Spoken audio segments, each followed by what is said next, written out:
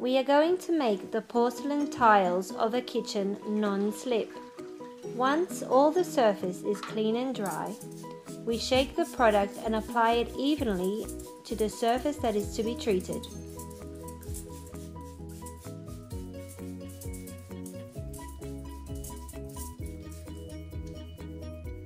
We wait for a few minutes to let the product work.